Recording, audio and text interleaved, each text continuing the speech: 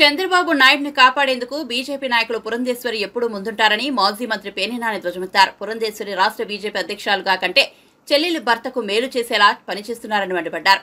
ఎన్టీఆర్ ను కూలదూసే సమయంలో బాబుకు పురంధేశ్వరి సపోర్ట్ చేశారని దుయ్యబట్టారు. బాబు కోసం పురంధేశ్వరి బీజేపీని బాబు జనతా పార్టీగా మార్చేశారని విమర్శించారు. ఎందుకు ఇచ్చాడు మీకు తెలుసు, నాకు తెలుసు, విలేకరులకు తెలుసు. భారతీయ జనతా పార్టీకి బలం ఉందా లేదా, ఓట్లు ఉన్నాయా లేవా అనేది. కానీ దురదృష్టం ఏంటంటే ఈ వదిన గారు వచ్చి చంద్రబాబు నాయుడు వదిన గారు, మాకు కాదు, చంద్రబాబు నాయుడు గారు వదిన గారు వచ్చి ఈ భారతీయ జనతా పార్టీ నికార్సుగా భారతీయ జనతా పార్టీ వాళ్ళందరినీ కూడా ఇళ్లలో కూర్చోబెట్టి ఇవాళ ఎలక్షన్ టికెట్లు ఎవరికి ఇచ్చిందో ఒకసారి మీరు చూశారు. మొత్తం నింపేసింది ఆవిడ. ఎటా అయిపోయిందంటే వెనకటికి మనకి పాఠాలను చదువుకునేవాళ్ళం, చీమలు పెట్టిన పుట్టలు పాములు పాలైనట్లుగా ఈ స్వయం సేవకులందరూ పెట్టినటువంటి భారతీయ జనతా పార్టీ టీడీపీ నుంచి వచ్చినటువంటి ఈ దొంగల పాలైపోయినటువంటి పరిస్థితి ఆంధ్రప్రదేశ్ రాష్ట్రంలో మనం చూస్తున్నాం. ఇవాళ దేశంలో దొంగలు పడ్డారో లేదో కానీ భారతీయ జనతా పార్టీలో మాత్రం తెలుగుదేశం పార్టీ దొంగలు పడ్డారనేది మీరు గమనించుకోవాల్సిన, ఢిల్లీ వాళ్ళందరినీ కూడా గమనించుకోమని చెప్తున్నాను. ఇవాళ రామోజీరావు ఏదైతే రామోజీరావు చట్ట వ్యతిరేకంగా ఆర్థిక అక్రమాలు చేసి తప్పుడు పనులు చేశాడో, ఆయన చేసినటువంటి తప్పుల్ని పాపాలని లేదా చంద్రబాబు నాయుడు గారు చేసినటువంటి జనం సొమ్ము లూటీ చేసినటువంటి పాపాలకు కానీ అధికారులు ఎవరెవరైతే చర్యలు చేపట్టారో ఈ లిస్టులో వాళ్ళందరూ ఉన్నారు. ఈ 22 మందిలో రామోజీరావు మీద, చంద్రబాబు నాయుడు మీద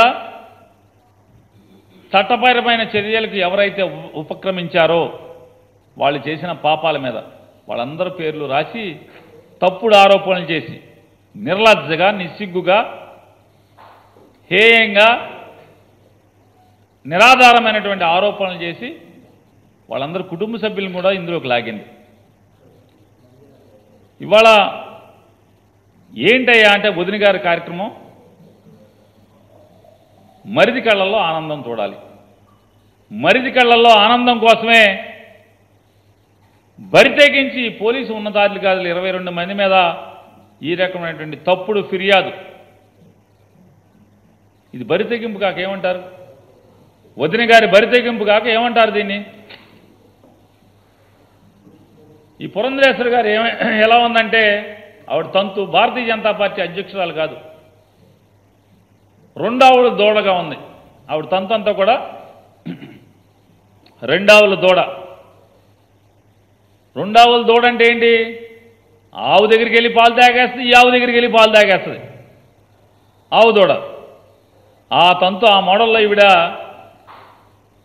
తెలుగుదేశం పార్టీకి, భారతీయ జనతా పార్టీకి పడదు. ఎప్పుడు మొన్నటిదాకా పవన్ కళ్యాణ్ తన్నిచ్చుకుని, కొట్టించుకుని, అవమానాలు, తిట్లు పడ్డే వాళ్ళని ఒప్పించేంత వరకు కూడా భారతీయ జనతా పార్టీకి, తెలుగుదేశం పార్టీకి పడదు. అది అందరికీ తెలిసిన సత్యమే కదా. ఈవిడ వదిన గారు పడకపోతే చంద్రబాబు నాయుడు ప్రజాధనం లూటీ కేసులో జైలుకి వెళ్తే చంద్రబాబు నాయుడు గారి కొడుకుని అమిత్ షా దగ్గరికి చేయి పట్టుకుని తీసుకెళ్తుంది, అపాయింట్మెంట్ ఇప్పిస్తుంది, బెయిల్ ఇప్పించమని అడుగుతుంది. అంటే అందరూ అడిగారు, అమ్మా నువ్వు భారతీయ జనతా పార్టీ అధ్యక్షురాలు కదా, మీ పార్టీకి వాళ్ళ పార్టీకి పడదు కదా, ఒక భారతీయ జనతా పార్టీకి ఒక రాష్ట్ర అధ్యక్షురాలుగా మీకు పడనటువంటి ప్రత్యర్థి రాజకీయ పార్టీ జాతీయ కార్యదర్శిని, ప్రధాన కార్యదర్శిని, ఆ పార్టీ ప్రధాన కార్యదర్శిని తీసుకెళ్ళి నువ్వు ఎందుకు ఈ రకమైన మధ్యవర్తిత్వం చేశావు అని అడిగితే మా చెల్లెలు కొడుకు వచ్చేశాడు. చెల్లెలు కొడుకుని తీసుకెళ్ళాను, తండ్రి డబ్బులు తినే జైల్లో ఉన్నాడు, అందుకని మా చెల్లెలిని కొడుకుని బెయిల్ అడగడానికి తీసుకొచ్చాను. అందుకే రెండావులు దూడ అంటున్నాం. పార్టీలు అయితే పార్టీలు లేకపోతే చుట్టరకాలు. అటు ఇటు తెలుగుదేశం, అటు ఆ తండ్రిని చంపినప్పుడు మరితో చేతులు కలిపారు. ఇవాళ పేదలందరిపై పెత్తందారులు చేసేటువంటి పోరాటంలో మరి తరపున మళ్ళీ బయలుదేరావు వకాలతా పుచ్చుకుని. ఇంతకన్నా గనురాలు ఎవరుంటారు చెప్పండి?